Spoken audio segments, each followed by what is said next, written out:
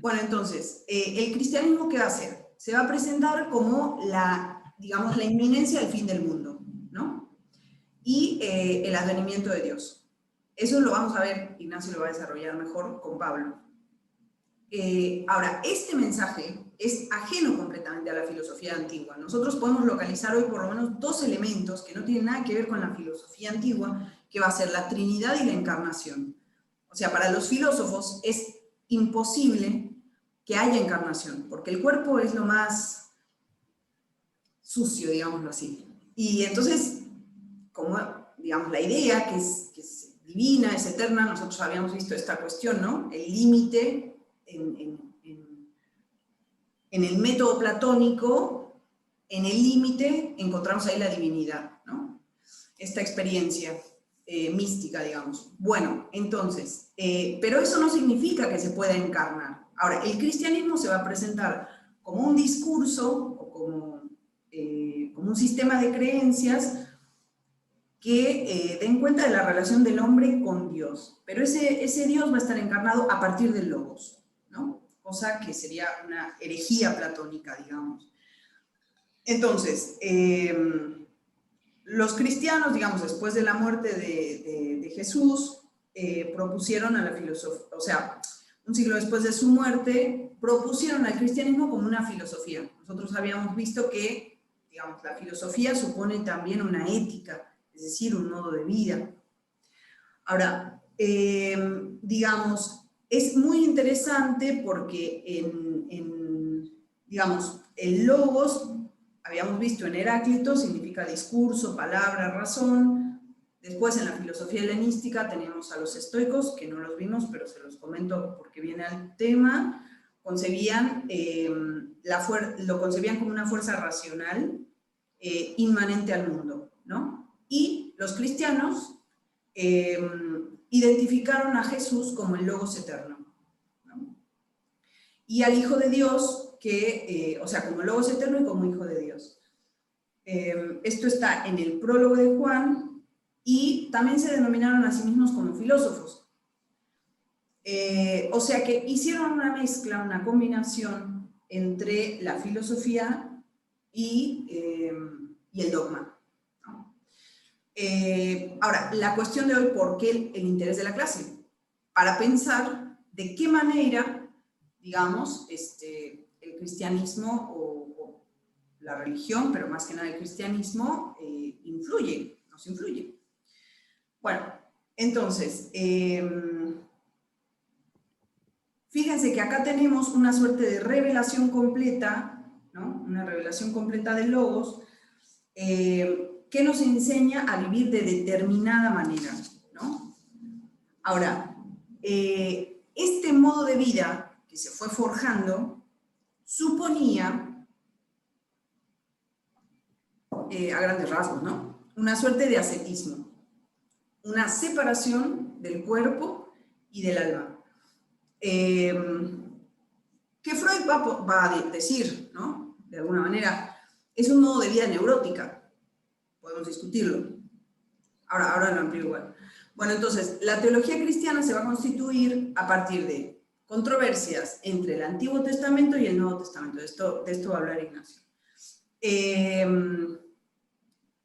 Pero ya existía de algún modo algo dicho sobre la divinidad en los textos fundamentalmente de Platón, porque vimos que Aristóteles, digamos, tenía otra concepción de Dios, ¿no? Aristóteles funda su ética a partir de desligarse, digamos, de que Dios se desliga del mundo, y esa es la potencia, ¿no?, lo vimos en la clase pasada, la potencia del hombre, por así decirlo. Bueno, entonces, fíjense también, ¿no?, que hay como una vía regia para la satisfacción, o sea, el bien supremo, el mayor gozo del filósofo, podríamos decirlo así, va a ser la contemplación de lo bueno y lo bello, ¿no? Y podríamos decir, es también un tratamiento de la satisfacción, el ascetismo, o sea, el desprenderse de los bienes mundanos. Y si lo pensamos más contemporáneamente, podríamos decir, no es un ascetismo el ir a contrapelo del deseo, ¿no?, pensándolo más como dentro del psicoanálisis. Bueno,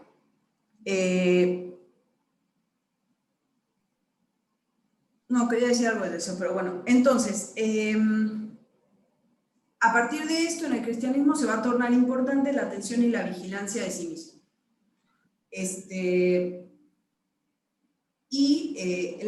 El ascetismo, como les decía, se puede pensar como la separación del alma y el cuerpo, para que va a ser la condición para la visión de Dios, ¿no? Pero piénsenlo, de alguna manera Sócrates había diagnosticado, digamos, a la filosofía como un ejercicio de muerte. Es decir, como es preciso, dices, deslindarse de los sentidos para conocer las verdaderas realidades, ¿no? Deslindarse del mundo sensible. Así que bueno, a ver qué más. Bueno, no sé, o sea, un dato de color es que Juan escribió digamos, el principio del Evangelio de Juan comienza diciendo, al principio era el Logos, o sea, el verbo. El Logos estaba en Dios y el Logos era Dios. Ahora, esta palabra, Logos, Juan, digamos, la escribió en Efeso, el mismo lugar donde Heráclito dijo, la realidad es el Logos, la realidad y su contenido, ¿no? Bueno, no sé, yo, digamos, si se me ocurre algo más lo voy diciendo, pero le daría aquí la palabra a Ignacio y cualquier cosa vamos pensando, ¿no? Ahí les tiré unas Bueno, puntadas para abrir. me das un buen pie. Bueno, gracias por la invitación, Ana, para hablar un poco de estas cuestiones que vengo trabajando. Y decía, me das un buen pie en esto del lugar, ¿no? Donde dijo Juan lo mismo que Heráclito, ¿no? Porque vos presentabas de una buena manera, me parece, el lugar del cristianismo como articulador entre la filosofía antigua y lo que va a hacer después la filosofía medieval y que va a tener efecto después en la filosofía moderna.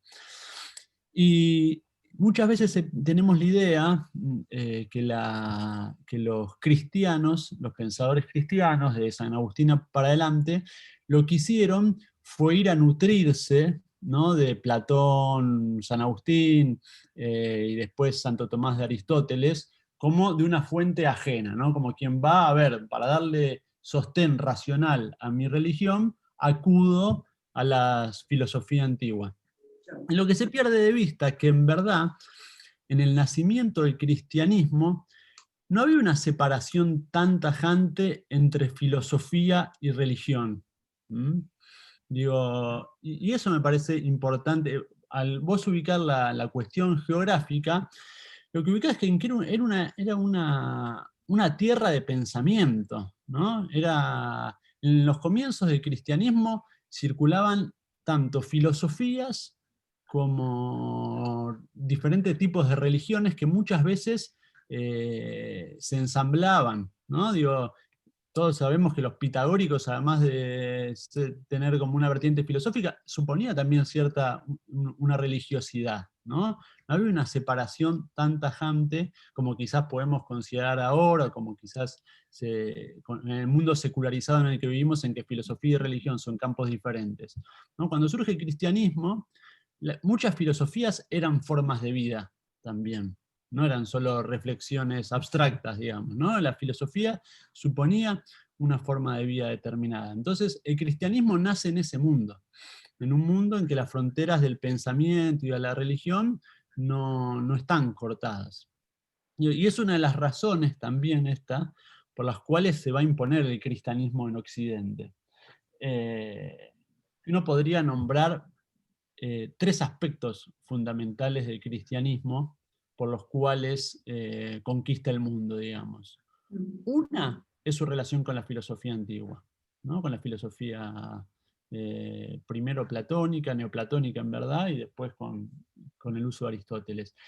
Pero esto implicaba cierta continuidad. Digo, los primeros textos, las primeras textos cristianos, estaban escritos en griego, ¿no? Digo, el griego era uno de los idiomas predominantes lo que era el Imperio Romano en ese momento. Entonces, ya tenían la tradición del pensamiento helénico los primeros cristianos. Entonces, las formas de escritura de Pablo, por ejemplo, que es lo que vamos a detenernos hoy, están atravesadas por la filosofía antigua, digamos. Por más que él no filosofe, digo, Pablo no va a ser un filósofo, sino que va a ser, bueno, el creador del cristianismo, pero está atravesado el pensamiento por la filosofía antigua y por el uso del idioma, que era el mismo, ¿no? Digo, una cosita que se me ocurre ahora escuchándote, también es importante reconocer que por más que hoy esté dividido, o sea, lo que va a diagnosticar Freud, de alguna manera, es cómo se enlaza, ahora lo vamos a ver mejor, cómo se enlaza la ley a partir del amor y la culpa, ¿no? Entonces, eso no nos vuelve ajenos, por más que no creamos en Dios, o no vayamos a la iglesia, no nos vuelve ajenos a ser religiosos, ¿no? Bueno, nada más. Sí, sí, las continuidades siguen presentes, digamos, ¿no? Pero a Claro, veces imaginariamente separamos esos campos del pensamiento como si uno pudiera escindir, bueno, acá religión, acá filosofía, acá psicoanálisis, bueno, y los campos discursivos no pueden tomarse como compartimentos estancos, ¿no? Hay siempre continuidades. o sea, yo lo que quería dejar en claro, me parece que es algo que pensé anoche, me parece que el ascetismo contemporáneo es esto, ¿no? Ir a contrapelo del deseo, que es la neurosis misma, digamos, la forma de religiosidad, o más bien, la neurosis se escribe como una religión, como la religión cristiana, ¿no? Bueno, esa es la hipótesis fundamental de lectura de Freud de la religión, es pensarla como la neurosis universal, ¿no? Digo, él piensa la religión como una neurosis universal, o a la neurosis obsesiva la piensa como una religión privada, digamos, marca las continuidades entre los dos campos. Bien. Pero bueno, me parecía interesante primero ubicar algunas coordenadas, ¿no?, del nacimiento del cristianismo, ya que estábamos con Freud, ¿no? Freud, ustedes cualquier cosa me interrumpen, van hablando, yo les voy preguntando, a ver, porque les voy a hablar de cristianismo y todos tenemos alguna idea de cristianismo, ¿no? Es más, hay filósofos que dicen que somos todos cristianos, por más que seamos ateos, por más que seamos judíos, todos estamos atravesados por el cristianismo, porque es la religión imperial y es la religión que atraviesa todo el campo del pensamiento. Pero Freud, ustedes, si tuviesen que pensar, ¿a quién ubicarían como el fundador del cristianismo? ¿Cuál es su idea? ¿Quién es el creador de la religión cristiana? La respuesta más fácil. Diría que Jesús, pero en realidad yo creo que fue el primer papa. ¿Cuál era? ¿Pablo? ¿Pedro? Algo así. Bueno, está muy bien ese comentario que decís. Digo, hay discusiones todavía, ¿no?, en relación al a quién es el fundador del cristianismo. Freud se pone del lado de que vos señalás, no ubica a Jesús como el fundador del cristianismo, sino a Pablo. Y es interesante porque no ubica al fundador del cristianismo en el personaje histórico, sino en el quien establece las primeras escrituras sobre el cristianismo. Es más, Freud lo dice hasta casi despectivo, dice, Jesús era un agitador político religioso nada más. Que bueno, que su muerte sirvió de ocasión para que viniera otro, que era Pablo, a fundar una nueva religión a partir de su muerte. Y si uno a mí me parece una buena lectura de Freud, ¿no? Porque probablemente el hecho más importante de la vida de Jesús y de sus enseñanzas, si se quiere, haya sido su muerte, ¿no? Es lo que marca a fuego la religión cristiana, es la muerte, y bueno, y después la resurrección, obviamente, de Jesús. Entonces, Freud se pone de ese lado, de Pablo. Que Pablo no es el primer papa, ¿no? Porque ahora ahora quiero hacer un poquito, mi presentación tiene que ver con esa distinción. Vos hablaste de Pablo y de Pedro, que es cierto, son las dos figuras centrales del cristianismo primitivo. Pedro va a ser el personaje, si se quiere, más importante en relación a la institucionalización de la religión cristiana. Por eso es que se lo conoce como el pilar del cristianismo. Pablo, en cambio, va a tener algunas otras características que lo van a hacer un poquito más complejo para el entramado institucional de lo que será la iglesia. Pero bueno, en principio esa distinción me parece importante, digo que nos saca de la idea básica de, bueno, Jesús creó el cristianismo, sino pensarlo únicamente como un personaje histórico, y que el fundador del cristianismo, según Freud y según muchos otros también, digamos, pensadores, lo ubican a Pablo, quien es quien va a formular los dogmas fundamentales del cristianismo.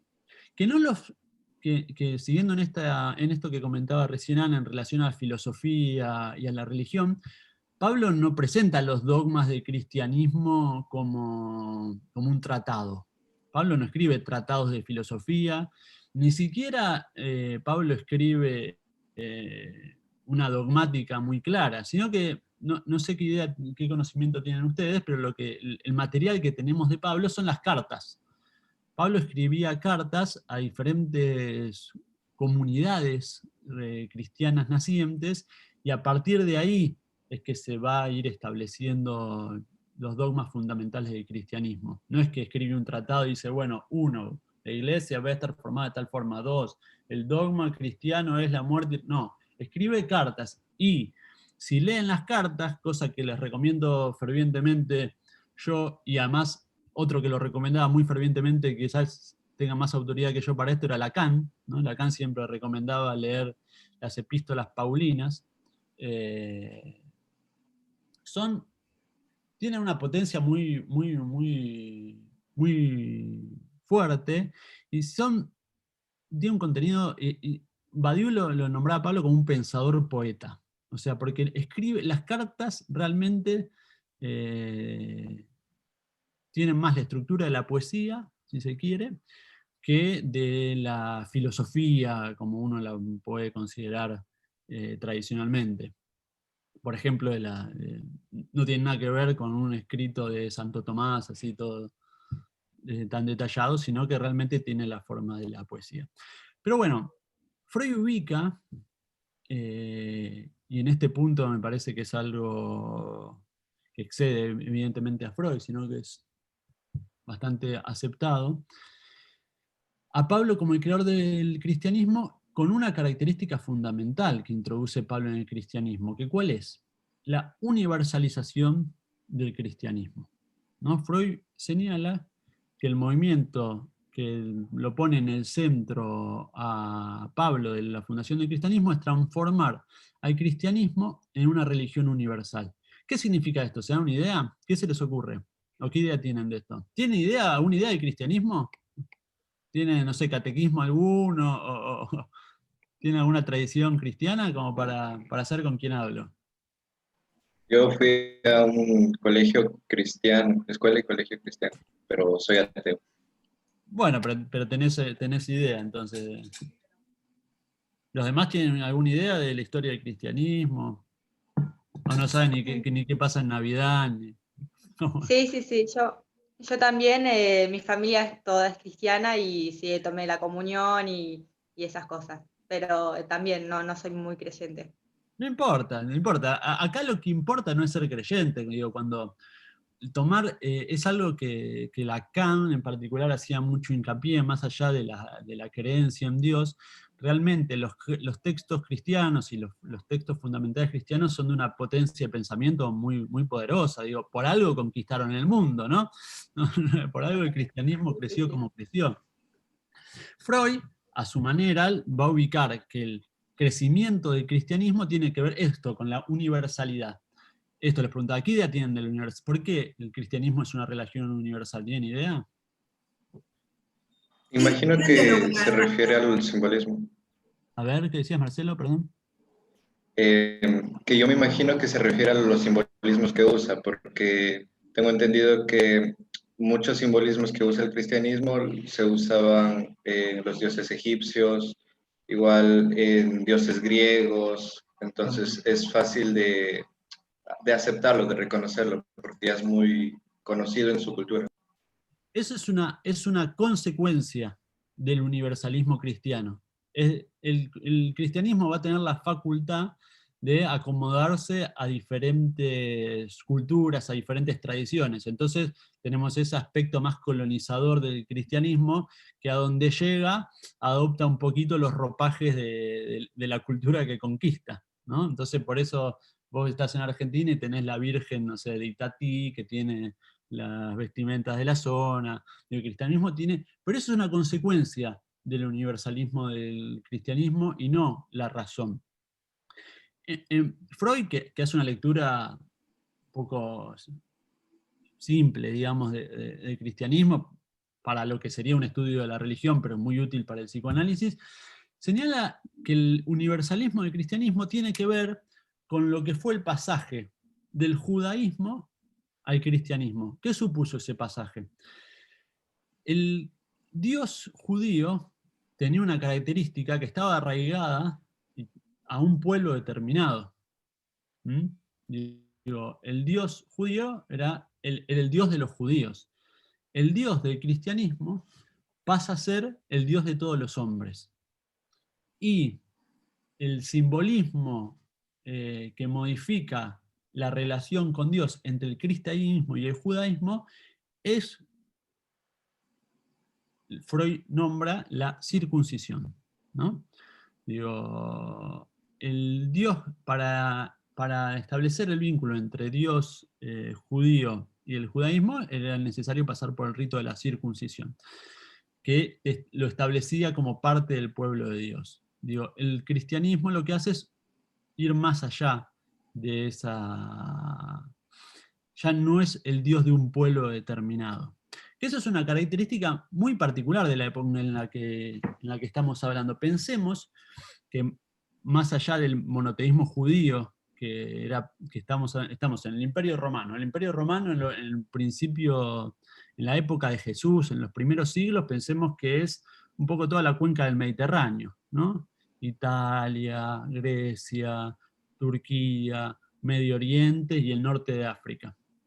Entonces, dentro de esos diferentes pueblos estaban, bueno, los judíos, por un lado, que eran los monoteístas, digamos, de la zona. Después, la religión romana, el Imperio Romano, era una religión politeísta.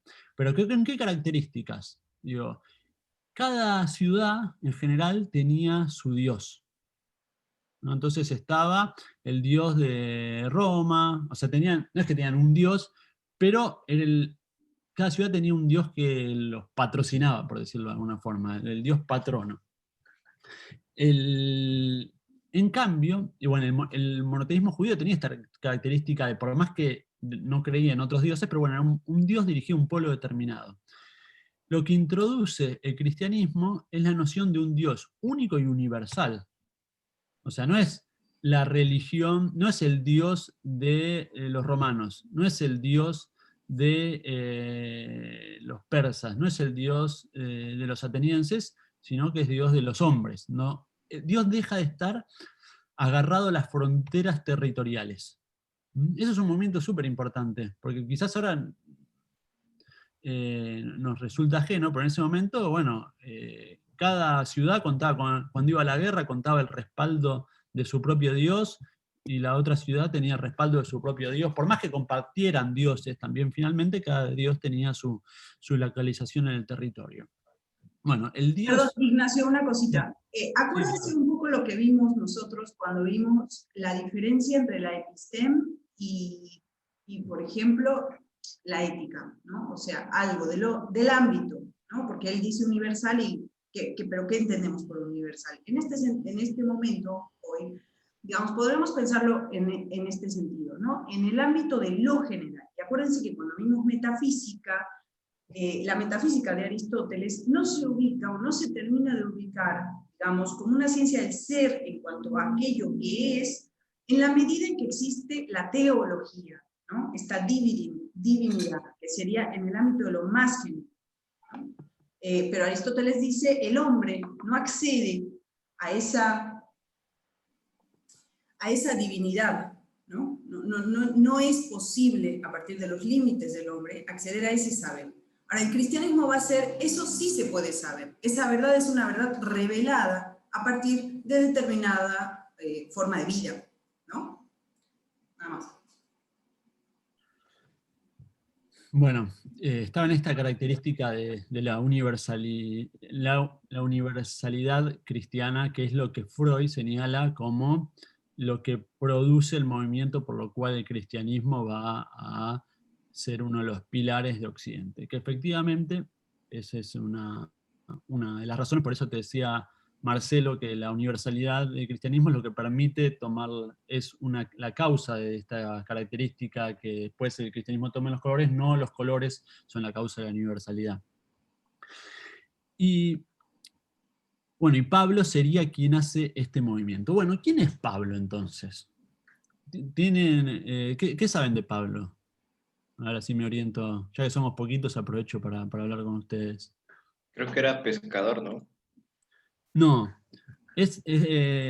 Pablo era artesano. Y eso está buena la diferencia, esto que el fallido que cometés, porque muchos de los apóstoles de Jesús tenían ese tipo de oficios, pescadores, agricultores. Pablo era artesano. Ya me voy para allá, ya que trajiste eso, me voy por ese lado. Vamos a ir armándolo así entre todos un poco. ¿Y cuál es la diferencia entre un artesano y un pescador? No es tan, o sea, yo ya le sé la respuesta y es obvia, pero cuando uno no la sabe es difícil. Bueno, la profesión de Pablo ya marca una diferencia con lo que era el primer grupo de apóstoles de Jesús. Digo, los apóstoles, si ustedes que los que tienen una lectura de la Biblia, digamos, recordarán que todas no me sale la palabra adecuada, las historias, las parábolas, las parábolas de Jesús, en general remiten a un ámbito rural, ¿no? Separar la paja del trigo, sembrar no sé qué con tal cosa, pescar tal cosa y tal otra, porque evidentemente el séquito de Jesús y Jesús mismo formaba parte de un movimiento judío que se movía dentro del ámbito rural. Pablo tiene otra característica, que va a